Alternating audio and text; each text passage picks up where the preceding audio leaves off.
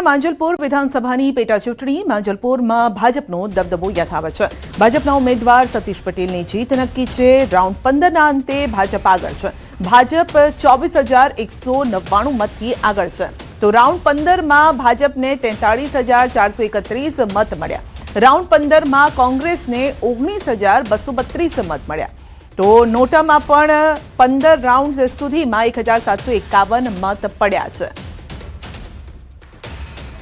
તો ભાજપના ઉમેદવાર સતીશ પટેલની જીત નક્કી છે। જો કે બીજેપીનો દબદબો ધરાવતી આ બેઠક છે અને યોગેશ પટેલના નામથી આ બેઠક ઓળખાતી હતી। તેમના અવસાન બાદ બેઠક ખાલી પડી અને ત્યારબાદ પેટા ચૂંટણી આવી। માંજલપુરમાં ભાજપનો દબદબો યથાવત રહેશે તે પ્રકારના અત્યારે સમીકરણો પણ રચાઈ રહ્યા છે, કારણ કે મતની સંખ્યામાં જોઈએ તો બીજેપી આગળ છે અને કોંગ્રેસ પાછળ છે। તો 15 રાઉન્ડની ગણતરી થઈ ચૂકી છે અને 15 રાઉન્ડ સાથે જ અત્યારે બીજેપીમાં ઉત્સાહ પણ જોવા મળી રહ્યો છે। મહિલાઓ ગરબા રમીને ઉત્સાહની સાબિતી પણ આપી રહી છે કે જીત બીજેપીની જ થવાની છે। એટલે આ બેઠક ભલે યોગેશભાઈના નામથી ઓળખાતી હતી, પરંતુ હવે આ બેઠક ફક્ત બીજેપીના નામથી પણ ઓળખાશે, કારણ કે એક હથ્થું શાસન લાંબા સમય સુધી કર્યું।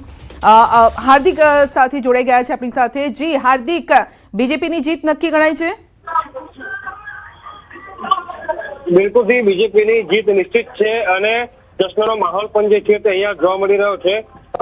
રાઉન્ડ પૂરું થયું છે અને ભારતીય જનતા પાર્ટીના સતીશ પટેલ જે છે તે 25,794 મતોથી જે છે તે આગળ ચાલી રહ્યા છે।